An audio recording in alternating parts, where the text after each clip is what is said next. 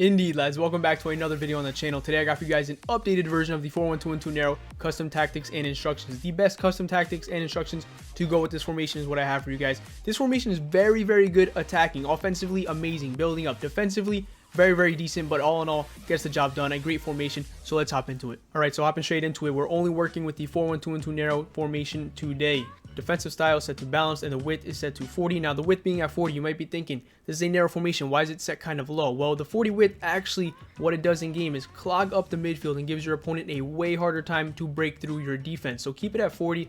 Promise you it works well, and the depth being set to 60 is a great spot for your back line. On the offensive side, guys, build a play and chance creation are both set to balance. The instructions is kind of what gets this formation going in the attack, but I'm going to give you guys a few clips here to look at and see how to build up in this formation and how to create chances in this formation as well. Let's get into it. Building up in the 4-1-2-2 narrow, guys, is going to consist of a lot of playmaking from your center defensive mid or your outside center mids, but I really want to focus on is the width of this formation that's going to be taken up by your outside backs. They're going to be set to balanced attack on the instructions that we'll get into later, but they're going to give the width for this formation. As you can see here, a ping out wide, sort of, opening up gaps in the middle because it's forcing my opponent to pull out his defenders out wide. And look what happens here. He does bad player switching and the midfield is wide open. Being that this is a narrow formation, the numbers are in the middle. So the outside backs are going to give the width, disguise your opponent into pulling out his defenders, and you can build up fast and easy. Now, in terms of chance creation, guys, creating chances in this formation is going to be the easiest thing you'll do in your life. I'm telling you right now, the numbers in the midfield is overpowered. When you go out wide and force your opponent to drag out his defenders,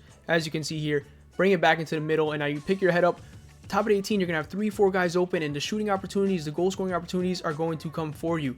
You drag out your opponent, as you can see here, the middle opens up. There's always 3 or 4 guys there, and the goals come for you, man. The width is set to 40. Now, that is a bit narrow, but it's only narrow because the outside backs, as I showed you guys, will give the width in this formation. Players in box set to 5, corner kicks 1, free kicks 1, personal preference, up to you. Let's hop into the instructions. Starting off with the striker positions, both of them should be set to stay forward only. Do not touch, get in behind, drift wide, stay central. Let them do what they're going to do in the attack. As long as they are pinned against your opponent's center backs, you'll be fine. So let's get into some clips now and see how these guys move and react in game to these instructions. So your strikers are going to be staying forward, pinned on your opponent's center backs, and what it's going to do is create this triangle with your center attacking mid that is right below them. There's going to be a lot of combination play, as you saw here, I believe once or twice, with that triangle of play with the 2 strikers and center attacking mid, and they're always going to be in the right spot, right by your opponent's center backs, ready to score goals. Now onto the center attacking mid, sort of the heart of the team in the attack. This guy gets the ball from the midfield, gets the ball up top. He makes runs also from the midfield that you'll see in these clips that I'm going to show you on how the center attacking mid role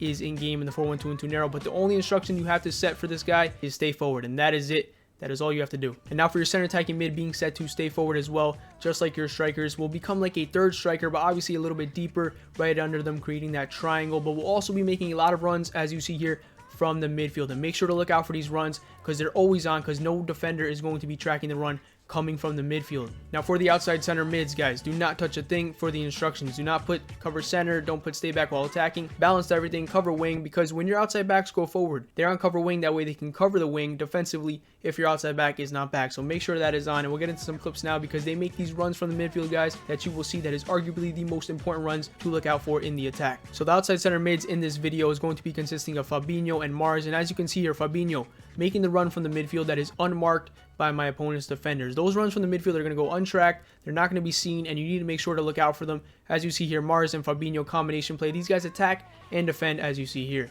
And now for the player who controls the game, dictates the tempo of the game, your center defensive mid. Cut passing lane, stay back while attacking, and cover center. This person here is going to sit there, give them a chair. They'll sit in the middle of the field, dispense the ball. They'll always be there for a passing option if you need some pressure relief. And you'll see in some clips now what this guy does in game offensively and defensively. So if you take a look here, Fred, in this case, my center defensive mid, is just going to be a pressure relief passing option. He's not going to go forward. He's just going to sit back there very deep to stop any counterattacking possibilities if I were to lose the ball. And on the defensive side, just run around with him, get in your opponent's face, and make things very hard for your opponent. And for the outside backs, guys, they should both be set to balanced attack and overlap. We know that they give the width for this narrow formation. These guys going up and down, running the sidelines. Make sure they have good stamina. And let's finally take a look at these last clips here to see what these guys offer in game. And now the outside backs here, they're going to give the width of this formation, as I stated before. Take a look at this ping across the field all the way into my opponent's top of 18 area, getting me into the attacking third with just 2 passes and a goal scoring opportunity. These outside backs, they will leave you caught out defensively when they go forward and you do not make something happen.